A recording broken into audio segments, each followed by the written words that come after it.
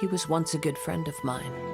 One day he asked me about a sword art of which he had heard, the Musono Hitotachi.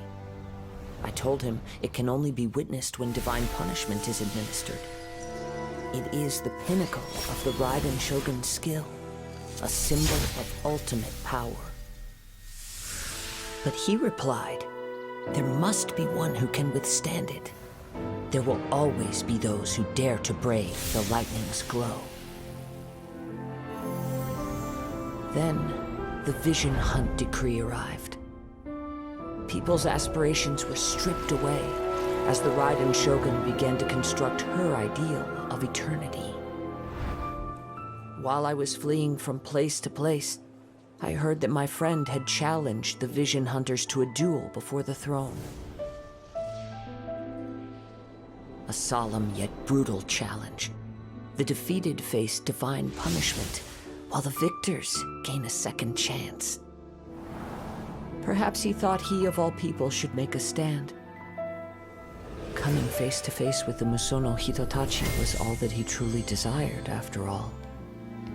When I arrived at Tenshukaku, the duel was over. I heard his sentence of divine punishment, his severed blade hitting the ground. Perhaps that was the glory he had yearned to witness. In his last moments, what expression was on his face? Before I knew it, I had stepped forward and snatched the dying vision and was running from the scene. All I knew was that I mustn't let his hope, which burned so brightly, become buried among the ice-cold statue of a god.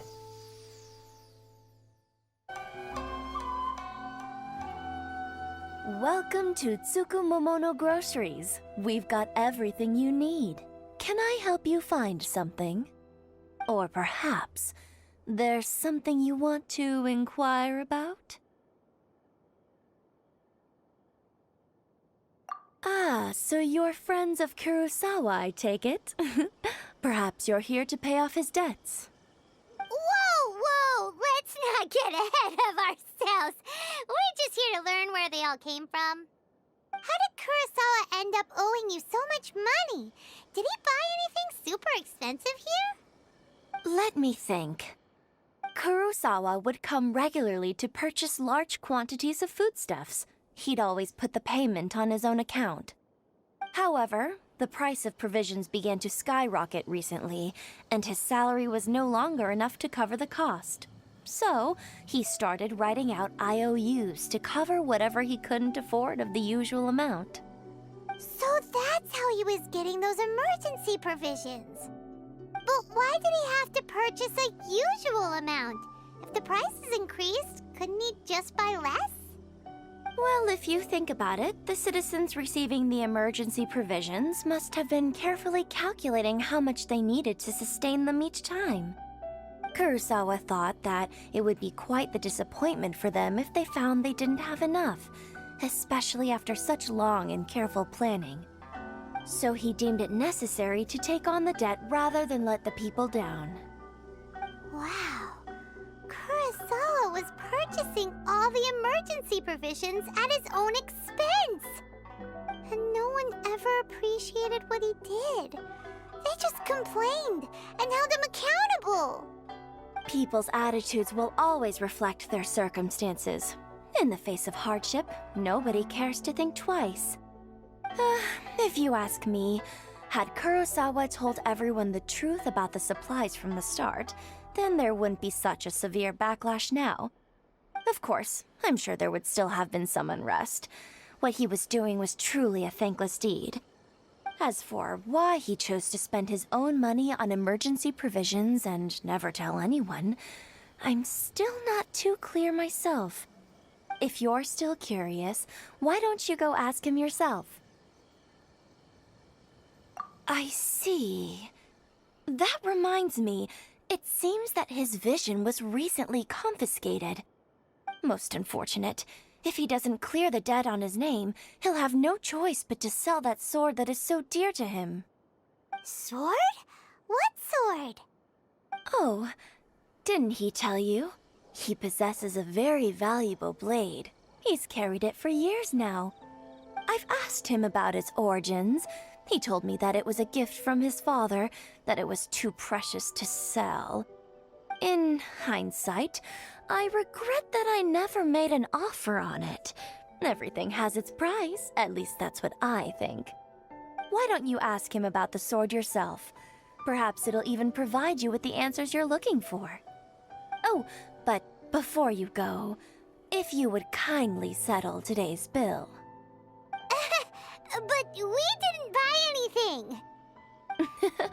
Information is also a kind of commodity, wouldn't you agree? Don't worry, I won't charge much for information about Kurosawa. Nothing we ever discussed was a— At least we now know where the emergency provisions were coming from. Plus, we found out that Kurosawa has a priceless sword in his possession. Let's go talk to Kurosawa again and see if he can remember anything. What are you doing here all by yourself? Where did those other two go? I presented them with a choice. Either they left or I drew my sword. They left. It turned out to be a real time saver, actually. Perhaps I should start using it more often. Did you manage to track down the treasure hoarders? Everything I said was true, right? That just about sums it up. It turns out that you really were distributing emergency provisions, but they were all purchased at your own expense. Strange. Is that really the kind of person I was? I don't really have any such recollection. Even after all you've told me, I still don't remember anything.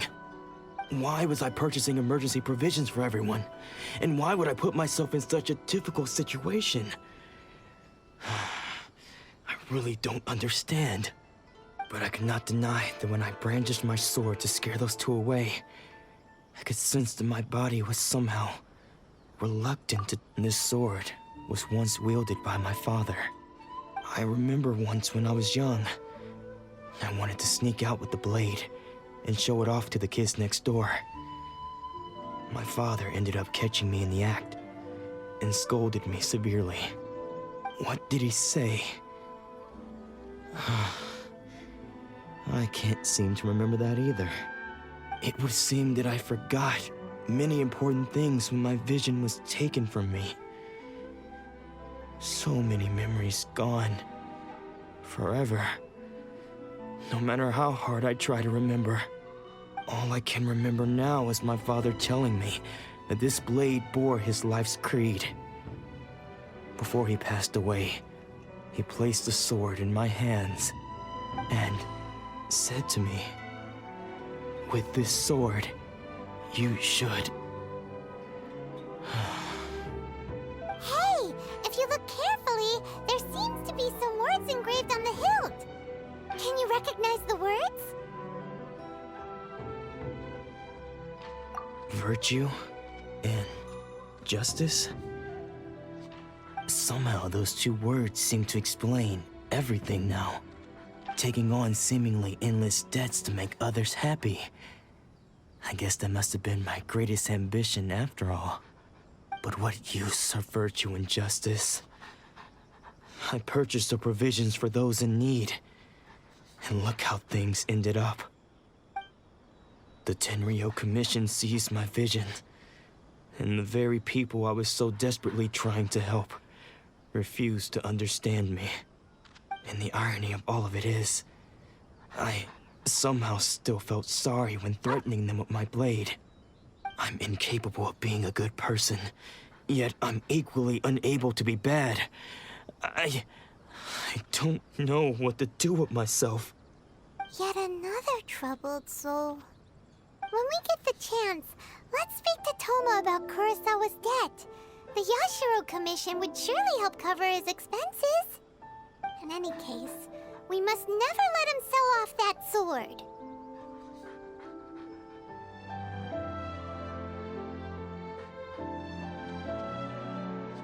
Yeah, seems like losing all ambition is a terrible experience. Fortunately for us, you don't have a vision. Let's go find the next poor soul. The third person who had their vision taken is supposed to be a famous sword master around these parts. Paimon heard that he's the present-day master of Meikyo Shisui art. Sounds pretty impressive. This is his dojo. Luckily, there's some people around. Let's go talk to them. Nanako, don't worry. Sensei will be fine. Those thugs that challenged the dojo were strong, but he fought them all off in the end, didn't he? Maybe, but I'm still worried about him. Things have gotten dangerous before in the past, but it's never shaken him. This time, though... It's just because he's been possessed, that's all. Once the exorcism has taken place, he'll be right as rain in no time. Hey there! Did something happen? Who are you? I don't care whether you're trespassers or just here to harass us while Sensei is impaired. Get out of here immediately! Don't make me draw my blade, or you won't live to regret it. No! You got it so wrong! We just came here to... Disciples? Yep.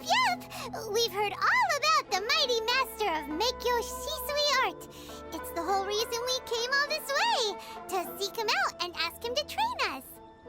But then we got here and overheard you talking about how he got possessed or something? From the way you're dressed, it doesn't look like you're from around here. Please, accept my apologies. We've had so many people trying to cause us trouble recently that we're on high alert. You haven't arrived at the best of times, I'm afraid. Sensei got possessed recently, and he's still recovering. He's not able to take on any new disciples for the time being.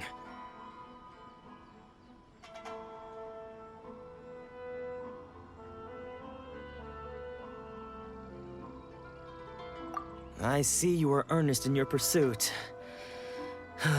Okay, how about this? My fellow disciple Nanako and I will explain Sensei's situation to you in a little more detail. Then you can decide whether to stay or to leave. Sensei's name is Domon, a name I'm sure you've already heard. Though self-taught, he mastered the art of the sword to a high level. He then proceeded to defeat many other prominent sword masters, never losing a single fight. He once said that his goal was to become the best sword master in the world. And so, even while training us, he continued to hone his own art. His fervor truly inspired us, and we trained hard, determined to keep up with him. But then... Not long ago, Sensei had his vision taken away. He hasn't been the same since.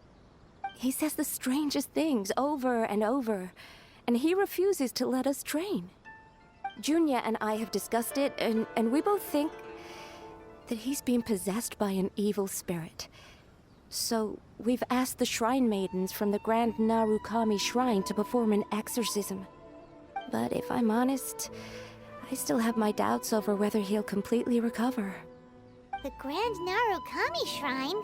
What's that? You haven't heard of it? It's the largest shrine on Narukami Island.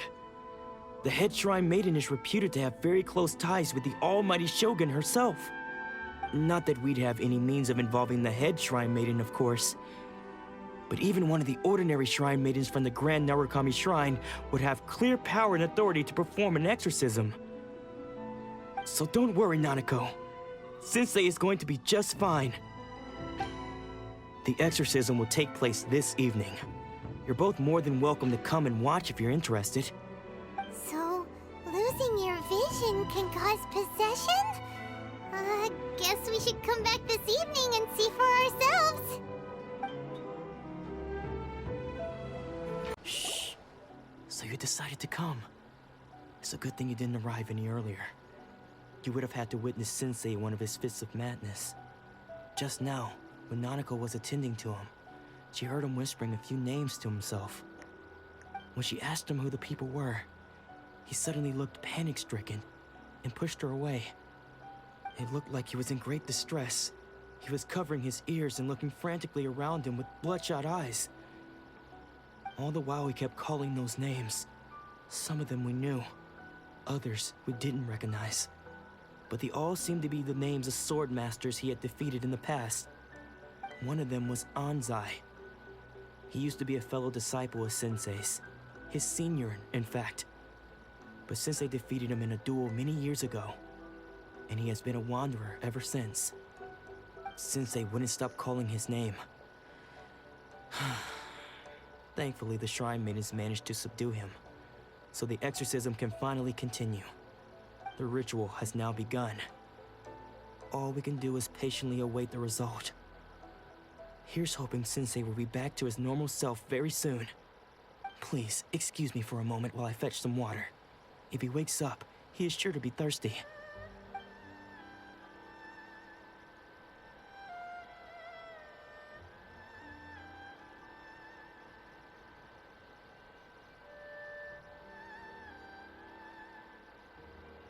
Huh?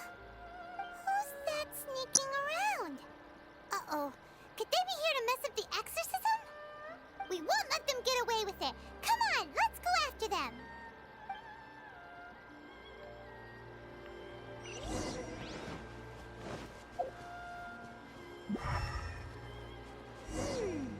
Seems they aren't here. Should we keep going further up?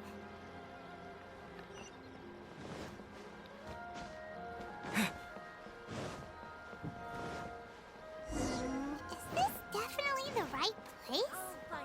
Let's look a little further up. Aha! Suspicious person